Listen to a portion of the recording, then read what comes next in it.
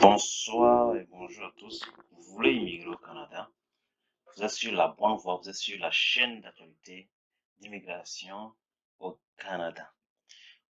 Voilà. Ici, je vous montre toujours les techniques, l'actualité sur le site officiel de Canada, c'est-à-dire la presse. Voilà. Donc, vous devez savoir que l'immigration au Canada continue toujours, voilà, avec des nouveaux programmes et toujours des critères. Voilà. Donc, aujourd'hui, nous allons parler des programmes d'immigration des candidats des provinces.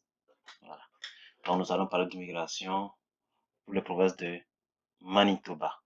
Donc, vous allez cliquer sur candidat des provinces ici. Voilà. Dans mes précédentes vidéos, vous allez voir comment est-ce que vous devez vous connecter au site web de Canada pour avoir des informations. Donc, vous connectez, vous allez cliquer sur le candidat des provinces.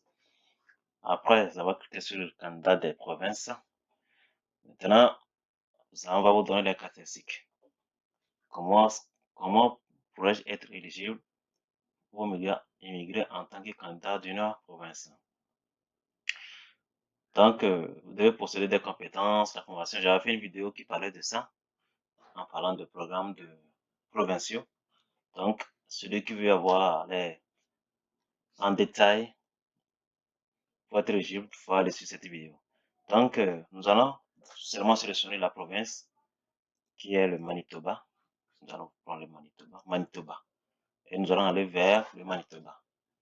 Ainsi, on verra toutes les informations concernant l'immigration au Manitoba. Voilà. Pour ce faire, donc lorsque vous cliquez là, ça vous redirige directement vers le site officiel de Manitoba. Donc, quels sont les programmes d'immigration au Manitoba? Donc, avant de le faire, vous allez devoir faire ce qu'on appelle une déclaration d'intérêt. Donc, une déclaration d'intérêt, c'est un ensemble qui concerne le capital humain, votre expérience, donc certificat de police, judiciaire, c'est un ensemble qui concerne tout cela. Voilà. C'est ça qu'on appelle déclaration d'intérêt. Donc, immigrer au Manitoba. Vous allez voir. Étape 1. Vous allez d'abord présenter une déclaration d'intérêt. Étape 2. Les candidats qui ont obtenu plus de points. Donc, quand vous allez présenter une déclaration d'intérêt, en fonction de votre expérience, en fonction de votre âge, en fonction de votre métier, en fonction de votre appartenance à la province de Manitoba, c'est-à-dire vous avez un frère, vous avez un ami, vous avez une famille, vous aurez des points qui seront assignés à cela. Et c'est ceux qui auront plus de points qui seront sélectionnés à présenter leur demande de résidence permanente. Donc, étape 3. Donc, à l'issue d'une évaluation profonde, bien approfondie, les candidats sélectionnés vont maintenant faire la demande de résidence permanente. Donc, vous voyez, ce sont les 3 étapes pour pouvoir émigrer au Manitoba. Vous devez suivre les 3 étapes. Chose que vous devrez savoir avant de faire une demande. Donc, pour faire une demande, il faut d'abord répondre aux critères d'éligibilité. Voilà. Donc, ça, l'ensemble là, ce sont des critères d'éligibilité qui sont ici. Il faut au moins répondre à ces critères avant de pouvoir faire la demande. Il ne faut pas faire la demande sans savoir si vous êtes éligible ou pas. Si vous n'êtes pas éligible, faites la demande, vous serez rejeté. Encore un secret ici. Quand vous faites la demande au niveau de Manitoba, sélectionnez surtout les villes qui sont rurales, les villes qui sont lointaines. Voilà. Et quand vous êtes pointu, vous sélectionnez déjà, vous avez beaucoup plus de points. Mais si vous ne sélectionnez pas une ville ou bien vous voulez vous Manitoba en vague, je crois que vous aurez moins de points. C'est un secret que je vous donne gratuitement comme ça.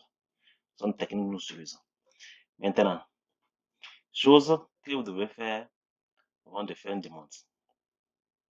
Les demandeurs qui répondent à tous les critères d'admissibilité pourraient être refusés uniquement en raison de leur lien avec une autre province. Ça veut dire que quoi? Si vous avez vos parents dans une autre province, ou bien à l'extérieur du Canada, ou vous avez déjà vécu dans une autre province là, on pourrait vous refuser votre entrée au Manitoba. Vous voyez? Le gouvernement du Manitoba est le seul habilité à nommer les candidats à la résidence permanente au Canada en se fondant sur son évaluation de votre potentiel de réussite au Manitoba en qualité de travailleur qualifié indépendant. Donc, c'est eux qui ont la main de nominer. Il n'y a pas de date limite pour présenter une déclaration d'intérêt au programme de Manitoba. On dit clairement qu'il n'y a pas une date limite à présenter une demande de déclaration au Manitoba. Mais vous devez savoir que il y a déjà un target qui est déjà fixé pour l'année 2025. Si l'année 2025 atteint les targets, ça veut dire que vos demandes ne seront pas traitées, ça va aller sur l'année prochaine. Voilà. Pour évaluer votre demande, nous devons avoir les renseignements personnels vous concernant à jour. C'est ça. J'avais parlé du capital humain, l'âge, tout, date de naissance, passeport, tout. Le programme candidat du Manitoba n'est pas un service de placement. Donc, ce n'est pas un service de placement, ni une désignation comme candidat par le programme, ni la réception d'un visa de résident permanent du gouvernement canadien ne garantissent un emploi. Donc, il dit que c'est vrai, tu peux passer par ce programme pour aller, mais ce n'est pas idéal, ce n'est pas obligatoirement que ça va garantir un emploi. Ça va t'aider à migrer, mais ce qui est sûr, alors Canada, tu vas trouver sûrement un emploi. Donc, c'est ça qui concerne la résidence permanente au Canada provincial du Manitoba. Je ferai des autres vidéos en parlant des programmes provinciaux de chaque province du Canada. D'accord? Sans oublier les autres provinces qui ont leur propre manière de faire l'immigration. Voilà. Donc, je vais m'arrêter ici pour cette vidéo. Et prochainement, je vous montrerai comment faire une déclaration d'intérêt pour le Manitoba. Comment s'inscrire jusqu'à ce que vous ne validez et attendre maintenant euh, à recevoir une demande de résidence permanente, une invitation. Donc, je vais continuer ici en allant vers tirage de déclaration d'intérêt. Vous allez voir en année 2025 quels sont les tirages. C'est un ajout, hein, ça c'est un plus. Quels sont des tirages que le Canada, le Manitoba a eu à faire et quels sont les critères qu'il a choisi pour le faire. Donc, tirage de déclaration d'intérêt. Je vous dis, vous aurez toutes les informations fiables ici. Abonnez-vous massivement, partagez ma chaîne YouTube afin que tout le monde puisse avoir des bonnes informations. Voilà. Tirage de déclaration d'intérêt. Voilà. Nous sommes donc le programme des candidats du Manitoba effectue régulièrement des tirages dans le cadre du système de déclaration d'intérêt pour inviter les candidats dans le bassin des déclarations d'intérêt.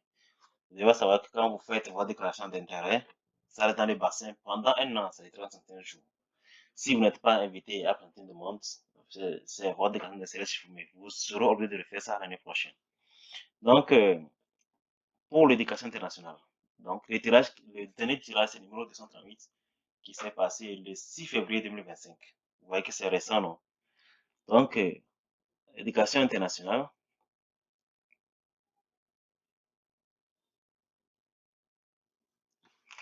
ils ont invité 59. Travailleurs qualifiés à l'étranger,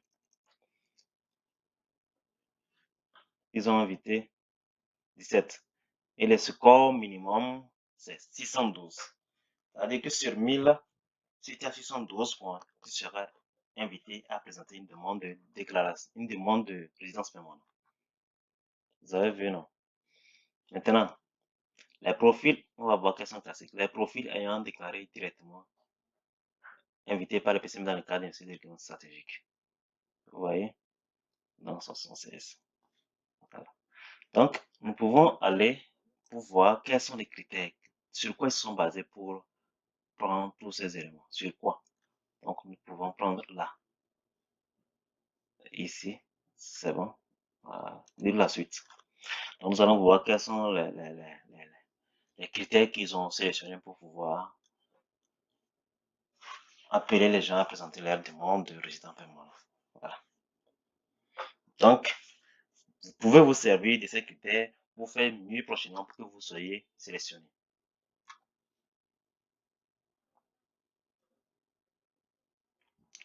Donc, ils ont pris en compte que ceux qui ont fait le programme dans le cadre d'une initiation de recrutement stratégique. Donc, si votre score est plus élevé que celui du demandeur moins bien classé, mais vous n'avez pas réussi à présenter une demande, voilà. Donc, ici, vous allez voir ce qu'on a invité, la classique, tout ça là. Donc, je vais encore retourner, vous allez voir. Avant le tirage 238, c'est le dernier tirage qu'ils ont fait. Vous pouvez voir la suite aussi. Il y a le tirage 237. On dit sur l'essentiel, lettre d'invitation à présenter une demande délivrée lors de ce tirage. 18 selon a été. Donc les 18, là, sur l'essentiel, les 18 ont été quoi? Ils ont un profil de décoration, un profil d'entrée express, un numéro. Voilà. Donc c'est Scanner plus 17 hein, qui fait 18. Qui fait, pardon, ce qui fait 116, s'il vous plaît.